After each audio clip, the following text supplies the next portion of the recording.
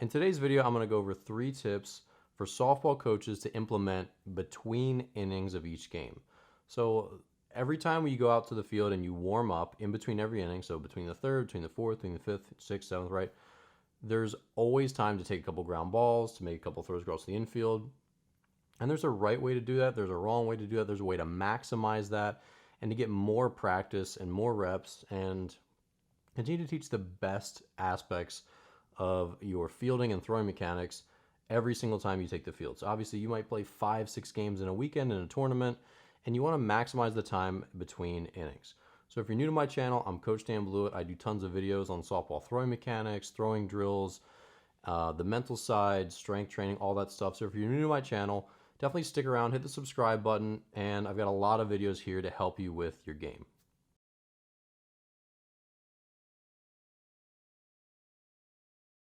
Okay, number 1. So if you're a team where you send your third baseman down the line close to the catcher to do your pregame or your between inning throws, I think you're missing an opportunity here. So number 1, that angle throw from pretty close to the catcher, almost like in the visiting team's on deck circle, it's not a throw that's made in the game very often. And so every throw from there, it's really the only thing they're getting out of it is just physically warming up their arm.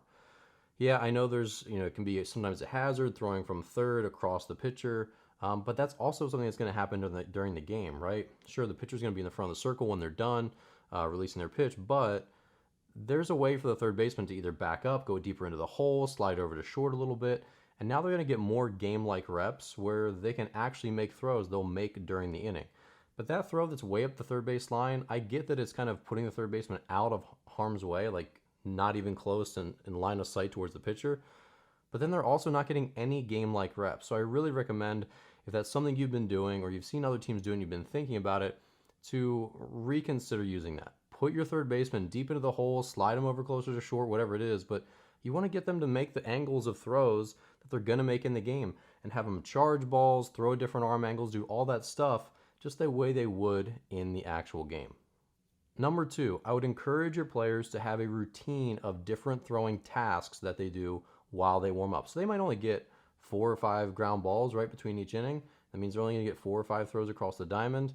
And you should institute a policy where you say, okay, you're going to square up to 2 of them, throw one of them overhand, one of them sidearm. Then I want you to charge one with a forehand, throw sidearm on the run, charge one and do a moving backhand, throw that one on the run, and then the last one is up to you. So something like that, where they're going to do multiple throwing tasks, right? The different types of throws they'll make in the game that they're going to be kind of improvised.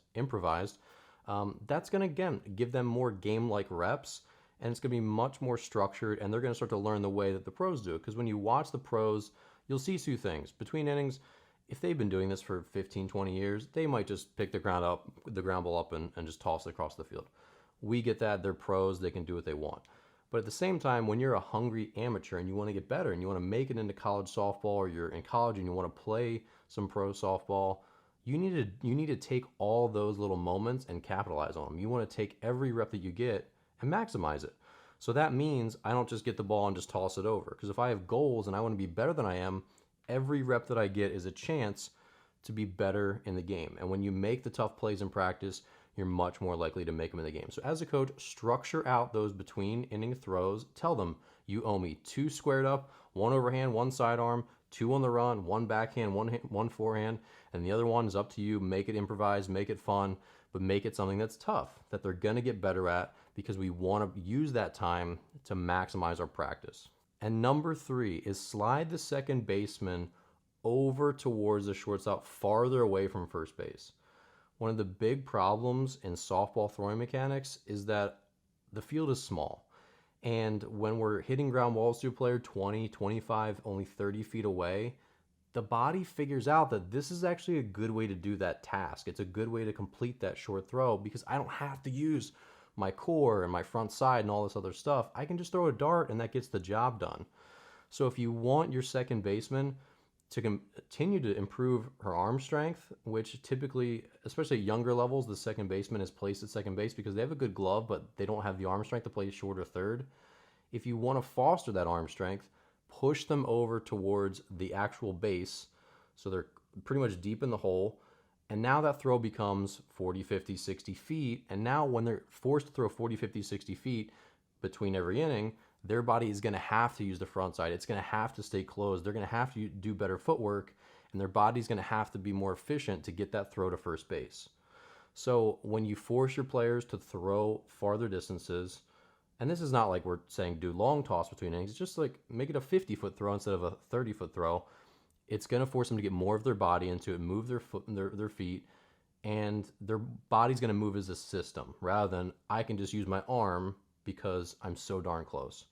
So thinking of the little guy on your team, the second baseman who maybe doesn't have the arm strength, who really wants to play other positions, push him over towards short, push him over towards the second base bag, and let them take those longer ground balls where they're going to have to throw farther and then maximize their mechanics. All right.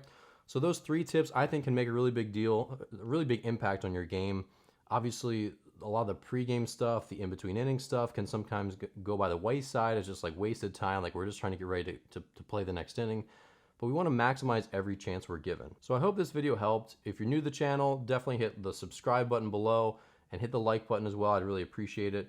Lastly, check out the links in the description. You can check out my online softball throwing courses and a lot of in-depth articles from my website as well. And you can also sign up for my newsletter where I send out updates on videos like this one and all my new softball content. Thanks again for watching, and I'll see you in the next video.